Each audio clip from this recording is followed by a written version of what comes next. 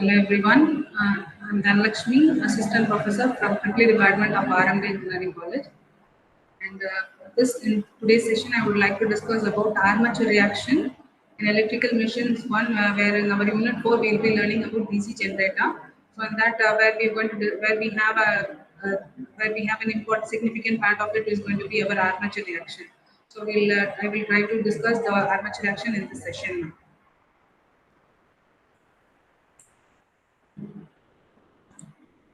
So, prior to this armature reaction, the working of generator and all we might be knowing, and the construction and the working of DC generator.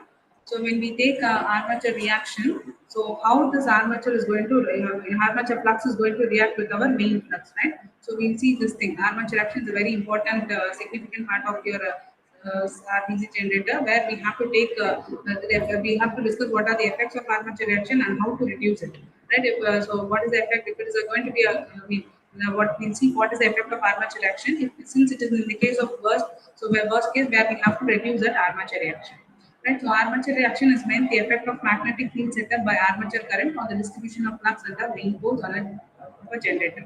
The meaning here is actually when we since we know that we have the main poles, north pole and south pole, right? We have the main poles in the generator and we also have the armature conductor. So from the main poles, we have the magnetic flux lines flowing from north to south, and this magnetic flux lines is called as the main flux, right? So that from north pole to south pole, the magnetic flux lines are flowing, and this is what called as the main flux, and this is from the poles of the generator. We know it already. And what happens is, as we know, the working of DC generator, as the armature conductor rotates, right? Mechanical input is given, the armature conductor will be rotating, and once the armature conductor is rotating, it will cut the magnetic flux, and we know that as the conductor cuts the magnetic flux, an EMF will be induced in the armature conductor. And due to the EMF induced in the armature conductor, and since it is a closed path, the current will be flowing in the armature conductor. Due to the current in the armature conductor, we have a new flux called armature flux, right? That is flux produced by the armature conductor, right? That is going to be our armature flux, right? So there we have a main flux which is produced from the poles, and we have the armature flux which is produced by the armature conductor. Once the current flows in the armature conductor, there we will be having a new flux created which is called as the armature flux, right? And this armature flux, it is now causing an adverse effect over the main flux. That is why we have to look at it. If we have to just bother about this armature reaction. So the effects of armature reaction will be, one is the demagnetizing, the other one is the cross magnetizing effect. So this armature reaction, that is armature flux which is reacting on the main flux will be causing adverse effect. One will be the demagnetizing effect, the other one will be the cross magnetizing effect. So we'll see this thing. So here in this picture you can see this is actually only the diagram is shown only where we have only the main magnetic field, right? That is from north pole to south pole, right? That is from north pole to south pole, the magnetic flux lines are flowing, where still now the armature flux is not created, right? The armature flux is not created, where we have only the main flux, right? So this is our main flux which is flowing from north pole to south pole. So where you can see that the main flux, which is a very straight, where it is moving from north to south. So this is actually where we have only the magnetic flux or the main flux, right? And once the armature starts rotating, as I told you already, then EMF will be induced in the armature, right? Armature conductor. And due to the EMF induced in the armature conductor will be having, since the path of the armature conductor is closed with the help of a load, so since the path gets closed, the current will be flowing in the armature conductor. Once the current flows in the armature conductor, again the flux will be created in the armature conductor. Around the armature conductor, the flux will be created. So this is actually the second diagram. So where the first diagram will be showing only the main flux, where the second diagram, right? So this one, where the second diagram is showing the armature flux. So this is how the armature flux will be. Here you can see that how the armature flux is created.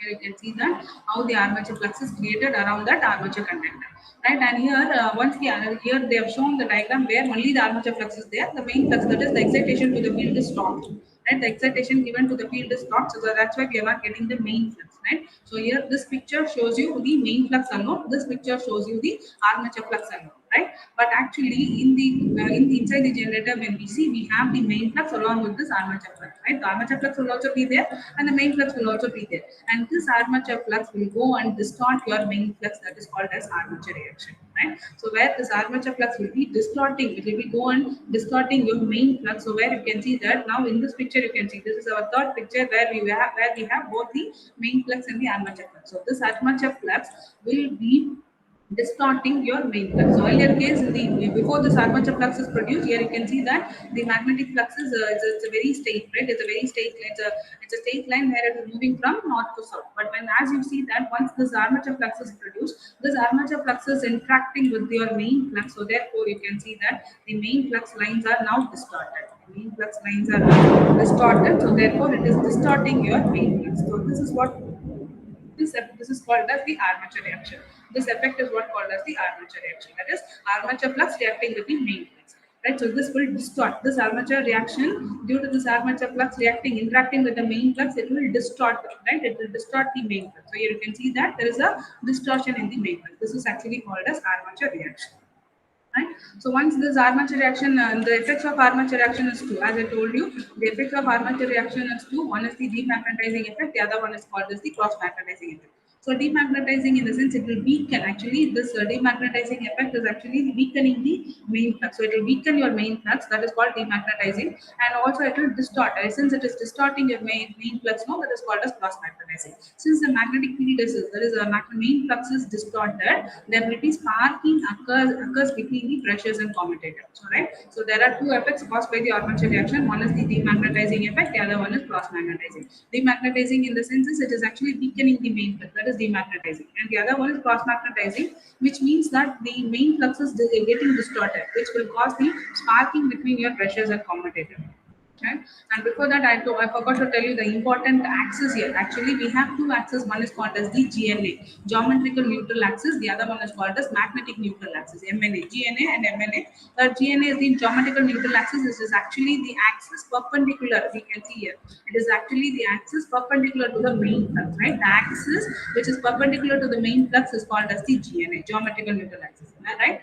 And then we have another thing called MNA, magnetic neutral axis. We also can call this MNA as the axis of commutation, or it is said to be the brush axis, right? So earlier case before this armature reaction is existing, where you can see that this both GNA and MNA are collide with each other, right? Or in the or on the same axis, right? Both the GNA and MNA are on the same axis. There's no phase shift between, or there is phase displacement between these two axes.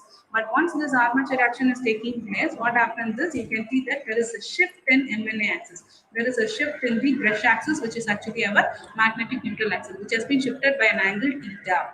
Right. So this is again the effect of the armature reaction. So due to the armature reaction, the MNA, the magnetic neutral axis, has been shifted by an angle theta.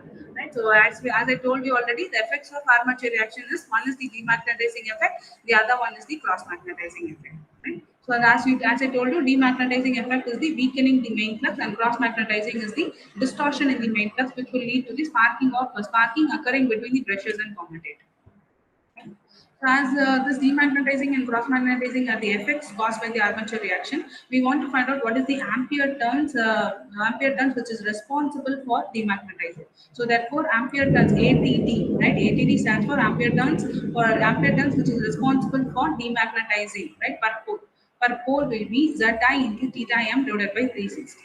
Right, so this is the actually these are the turns, that is from AOC, right? This the turns here and the turns here, right? These are the turns which is responsible for the demagnetizing effect, right? The turns along the angle AOC and the BOD, right? So these are the turns which are responsible for the demagnetizing effect. Similarly, these are the turns which is between this AOD and COP, right? That is actually this term, right? These terms are responsible for cross magnetizing, right? So AOC and BOD are responsible for demagnetizing turns, and the turns which is under under COP and AOD, right? So these are responsible for cross magnetizing.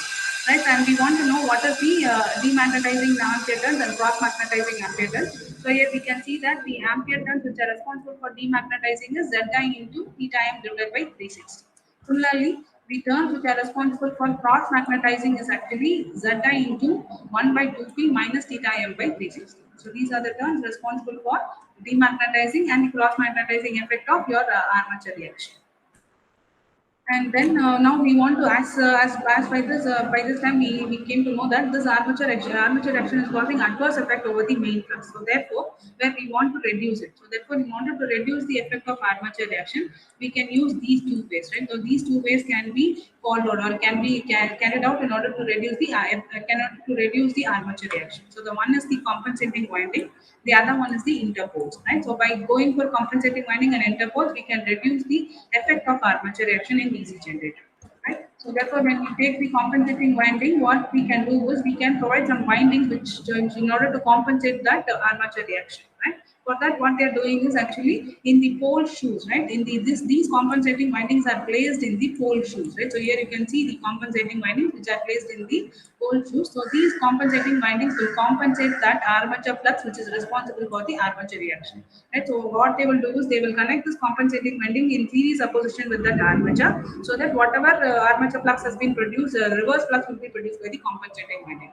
So therefore, it can neutralize the armature flux in order to avoid the effect of, right, in order to neutralize the effect of armature reaction, right? In order to neutralize the effect of armature reaction, the compensating windings are connected in series opposition with the armature.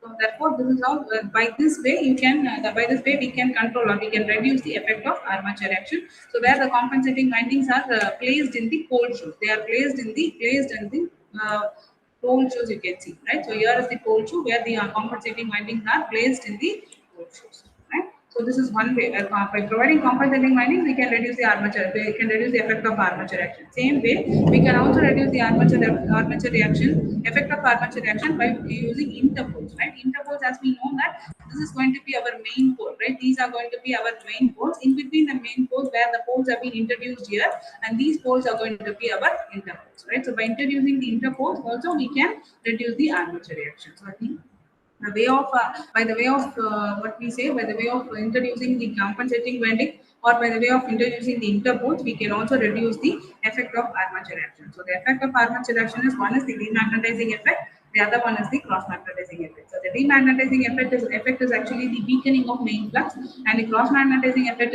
is actually the distortion. There is a distortion occurring in the main flux, and due to that distortion there will be sparking occurs between the pressures and commutator, right? So and also you can see that the GNA and MNA, they both are in the same axis when there is no armature reaction taking place.